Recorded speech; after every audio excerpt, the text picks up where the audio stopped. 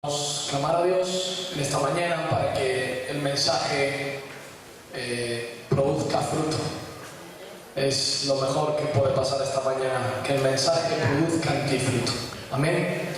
Muchas gracias, Dios, te damos por tu palabra, Señor, y es lumbrera en nuestro caminar, es la guía perfecta, Señor, la que da sentido a nuestras vidas.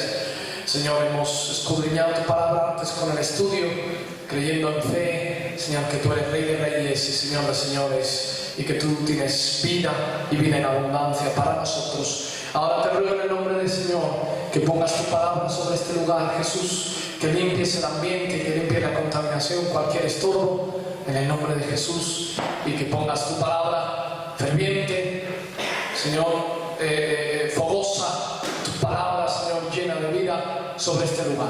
En el nombre de Jesús, amén y amén. Gloria al Señor. Pues vamos a prestar atención, Dios mediante, por su palabra. En el Salmo 46, verso 10, leemos lo siguiente. Salmo 46, verso 10. Dice la palabra del Señor: Estad quietos y conoced que yo soy Dios. Seré exaltado entre las naciones, enaltecido seré en la tierra. Gloria al Señor. Empieza este verso diciendo: estad quietos. Yo entiendo que para cualquier ser humano a veces es difícil no movernos. A mí no es que fuese un niño hiperactivo, pero cuando yo iba al colegio no paraba quieto. Era de esos que estaban todo el día corriendo por los pasillos, por el patio, saltando, jugando al balón, a la goma, corriendo constantemente. No podía estar quieto. Cuando estaba en clase estaba nervioso, con la goma, con los papeles, haciendo pelotitas, jugando con el lápiz. De eso que parece que estás nervioso todo el día. Y a veces es difícil estarse quieto. A muchos niños se les da un poco ese síndrome de hiperactivos. Es que este niño es hiperactivo y necesita un tratamiento para desfogarle en su nerviosismo.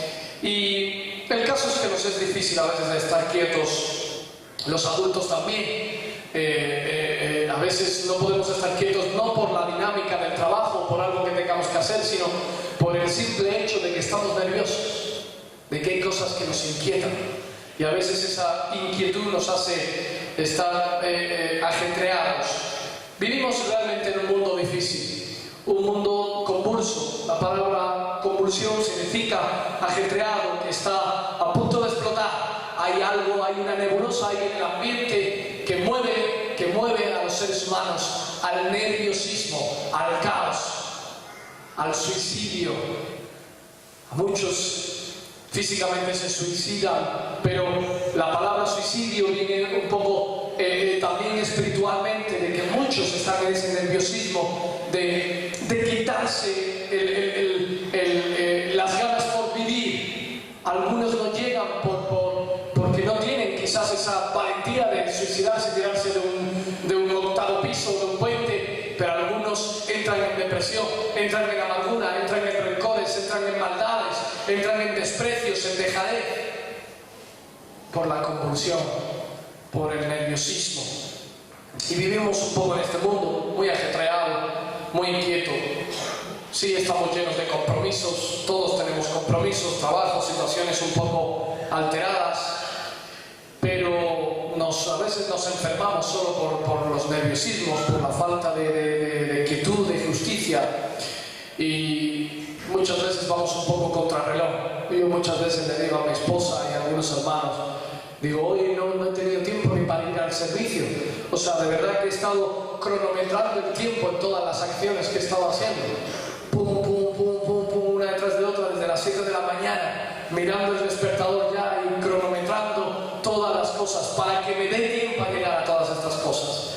Y a veces entramos un poco en esa ansiedad por las exigencias del trabajo, por los compromisos del ministerio, o simplemente porque hay ansiedad en nuestro interior. Y algunos lo manifiestan de una manera y otros de otra. El caso es que muchas de estas cosas llegan a crisparnos, nos quitan la naturalidad de vivir sencillamente, de vivir en paz. ¿Habéis escuchado esa canción que cantaba la niña esta? Antes muerta que sencilla. Antes muerta que sencilla. Y la gente vive un poco así, dice, yo vamos, puede pasar por encima de mí un tráiler antes que practicar la sencillez y ser vulgar y ser sencillita. Yo tengo que marcar la diferencia, tengo que ir bien ataviada o ataviado, tengo que estar siempre en línea de estar por encima de las cosas. Y eso a veces nos lleva un poco a un estado de crispación. Porque no siempre podemos estar por encima de las situaciones, no siempre podemos estar por encima del control de las cosas. A veces se nos descontrolan y no tenemos autoridad suficiente para llevarlas al sitio adecuado.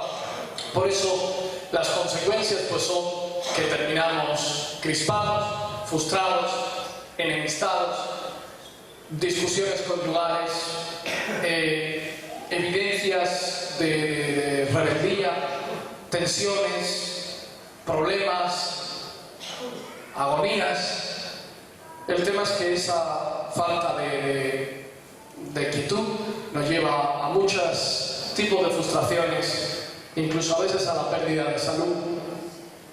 Y a veces no nos damos cuenta que envejecemos antes por la falta de paz en nuestro corazón, por la falta de estar quietos en el momento oportuno en el que Dios viene a darnos esa palabra. Yo he compartido alguna vez esta palabra en algún otro lugar y muchas veces me leo este versículo porque tengo que remodelar mi carácter y tengo que remodelar un poco mis acciones apresuradas. Muchas veces pensamos que no necesitamos parar. Muchas veces pensamos que en nuestra autosuficiencia conseguimos todo lo que queremos. Por lo tanto, a tal nivel de exigencia propia conseguimos aquellas metas, sueños particulares y personales que deseamos tener en nuestra vida. Y por eso nos volvemos autosuficientes. Nuestras cualidades humanas nos hacen solventar todos nuestros problemas familiares, materiales, ministeriales, de trabajo, y pensamos que nosotros mismos lo hacemos todo y que llegamos. Pero sabemos que la realidad no es así, no siempre llegamos, porque muchas veces nos vemos desbordados por las tensiones, porque no encontramos control. Muchas veces estamos al borde de tirar la toalla. Cuando en un combate de boxeo el entrenador tiene una toalla con la que seca y moja al boxeador, pero cuando ve que está encajando un golpe detrás de otro y que no tiene poder de reacción y que está a punto de desplomarse, dice: prefiero perder el combate que perder a este boxeador, lo puede dejar en coma, y tira la toalla. Y eso es abandono. Hasta aquí hemos llegado, no puede seguir mi luchador hacia adelante. Y muchas veces llegamos hasta ese punto de crispación de tiro la toalla. No consigo solucionar mis problemas, no consigo superar mis adicciones, no consigo arreglar mis situaciones conyugales, mis problemas con mis hijos, con mi familia, no consigo que mi ministerio esté adelante, no consigo que las cosas funcionen adecuadamente. Y llegamos a ese punto de decir: tiro la toalla, hasta aquí he llegado. Y ese filo de abismo, pues, está muchas veces presente en nosotros. Pero Dios, cuando nos mira desde el cielo, hay un prisma muy diferente. Cuando tú estás encima de una montaña puedes visualizar todo el terreno. Hace poco estuve en mi ciudad, en Granada, llevaba muchos años sin subir al Sacromonte y al Mirador, y subí allí con mis hijos nunca lo habían visto, nunca habían subido, y allí les subí, les eché una foto y les enseñé el paisaje. Yo todo orgulloso de mi ciudad, ahí, mira, esto es Granada, ahí tienes la sierra, mira la sierra ahí que está nevadita, mira la Alhambra, qué bonita, mira todo el Albaicín, la ciudad. Y yo estaba orgulloso de enseñar desde las alturas, desde el Mirador, todo Granada a mis hijos. Y cuando Dios ve desde el cielo, ve desde un prisma especial, ve aquello que nosotros no vemos en nuestra mirada finita, en nuestra mirada como pollos que miramos el suelo. Por eso Dios no mira nuestras cualidades, tenemos cualidades. Tú y yo tenemos dones particulares, dones naturales. Tenemos cualidades y características que están a veces por encima de otras personas. Pero Dios no mira nuestras cualidades para mejorarnos y decir, esta es tu cualidad, te voy a potenciar tu cualidad para que seas todavía mejor en ese área. Sino que Dios mira nuestras pobrezas. Dios mira nuestras debilidades. Dios mira nuestras flaquezas. Aquellas cosas que están ausentes de autoridad, control y poder. Dios mira aquellas debilidades donde realmente nos sentimos incapaces de mejorarlo. Y Dios ve eso. Porque lo mira desde el cielo. Y desde el cielo localiza tu vida, localiza tu corazón, localiza tu problema. Y lo ve. Y entonces Él desea acercarse a estas situaciones de pobreza, donde tú y yo no conseguiremos nada, sino que la misma autoridad de Dios hará por nosotros y a través de nosotros. Ahí es donde Dios se magnifica, ahí es donde Dios se glorifica, ahí es donde Dios toma autoridad verdadera, donde lo que para el hombre es imposible, para Dios es posible. Ahí es donde Dios dice, yo soy tu Dios, estate quieto, no te muevas más, porque yo puedo hacer esto. Tú no puedes, pero yo sí puedo. Y ahí es cuando Dios se acerca. Ahora bien, identificas tus errores, identificas tus debilidades, ves claramente aquellas cosas con las que tú no puedes atravesar y superar ese problema. Nuestra autosuficiencia, nuestro orgullo, nuestra vergüenza personal a veces nos lleva a no querer ayuda de nadie.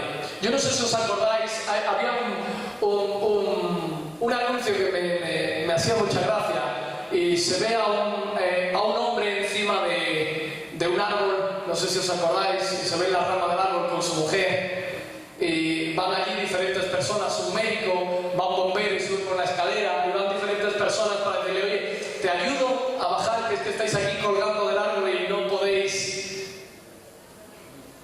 Se estaban refiriendo a las relaciones íntimas, y era un anuncio para potenciar las relaciones íntimas, y el hombre no podía, tenía impotencia, y le estaban prestando ayudas, pero el hombre estaba diciendo que no, todo el rato estaba diciendo que no. A veces somos un poco así de orgullosos, vienen ayudas de diferentes áreas y rechazamos la ayuda. Rechazamos la ayuda. Nos sale el espíritu autoprotector de nuestra vida, o de nuestros hijos, o de nuestro ministerio. Nos sale la autoprotección. No necesito ayuda. Y eso es un error, hermanos. Porque a veces hasta se lo decimos a Dios. Cuando estamos hundidos. Hay veces que incluso recriminamos a Dios. No le pedimos ayuda, sino que le reclinamos. Dios, ¿por qué has permitido esto? Dios, ¿por qué me dejas pasar por esto? Dios, ¿por qué me abandonas en esta circunstancia? Pero no hay un clamor de decir, Dios, tú lo puedes todo, aún en medio de mi debilidad, de mi enfermedad, de mi situación difícil.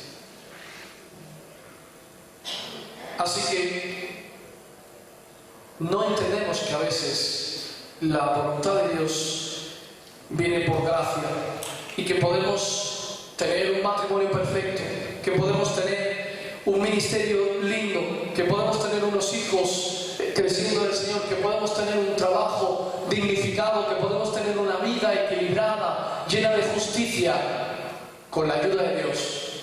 Pero a veces no deseamos esa ayuda, y eso nos llevará a nuestra bancarrota personalmente.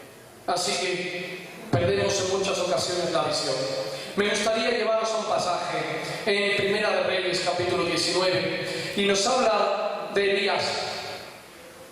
Primera de Reyes, capítulo 19. Y vemos a este hombre que está atravesando una situación bien difícil. Su vida depende de un hilo. En el capítulo 19 nos habla del reinado de Acab, y nos nos habla también de Jezabel. Y en aquellos tiempos se habían eliminado a los profetas, a los falsos profetas.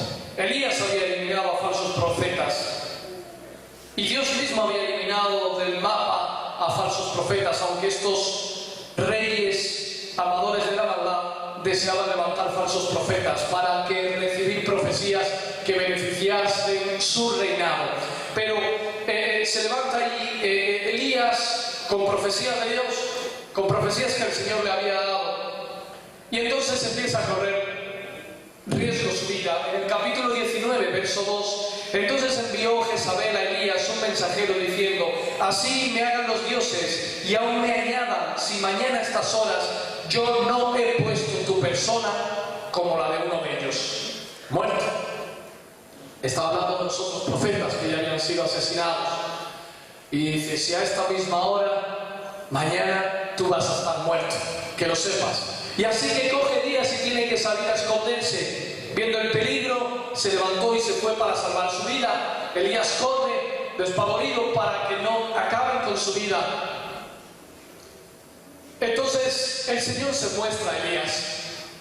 Y Elías se acuesta en un enebro, en un árbol que le daba buena sombra. Estaba ya agotado y cansado de estar escondiéndose. Y allí el Señor manda un ángel del cielo y le dice: levántate y come.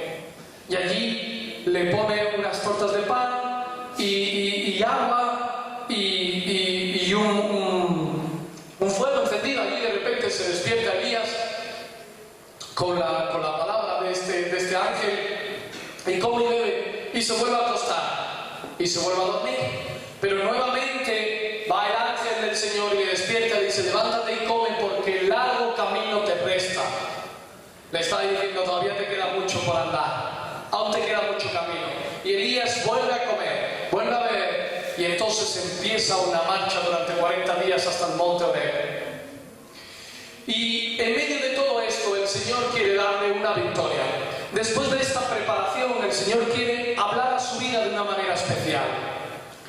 Y en el verso 12 vemos que tiene que ver una situación increíble, Elías. Leemos desde el 11. Capítulo 19, verso 11, Primera de Reyes, dice la palabra del Señor: y él le dijo: sal fuera y ponte en el monte delante de Jehová. Y he aquí Jehová que pasaba, y un grande y poderoso viento que rompía los montes y quebraba las peñas delante de Jehová. Pero Jehová no estaba en el viento. Y tras el viento un terremoto. Pero Jehová no estaba en el terremoto. Y tras el terremoto un fuego. Pero Jehová no estaba en el fuego. Y tras el fuego un silbo apacible y delicado. Y tras el fuego un silbido suave, apacible, delicado. En ese silencio, en ese susurro de Dios, en esa quietud es donde Dios le ministra, le alienta, le conforta, le ordena y le dirige nuevamente a nuevas profecías y a un nuevo trabajo de parte de la voluntad de Dios. Así, en medio de muchas crisis, en medio de muchos momentos difíciles en tu vida y en la mía, en medio de todo el ruido, de toda la distorsión de este mundo, de todo el ajetreo de este mundo, es difícil tener una afinidad auditiva que nos permita oír la voz de Dios. Escucharemos a nuestra familia, escucharemos a los médicos, escucharemos a los políticos, escucharemos lo que dice la sociedad, cómo se levantan las nuevas eras de esta sociedad, escucharemos la distorsión de este mundo, pero nos costará afinar el oído para, en medio de tanta distorsión y de tanto ruido, de tantas voces de este mundo, escuchar el silbido apacible de Dios. Vendrán fuegos, terremotos, tormentas, torbellinos en esta tierra, todo tipo de situaciones y desastres alrededor nuestra, pero ahí en medio no está Dios, sino que a veces se manifiesta en una manera suave y delicada.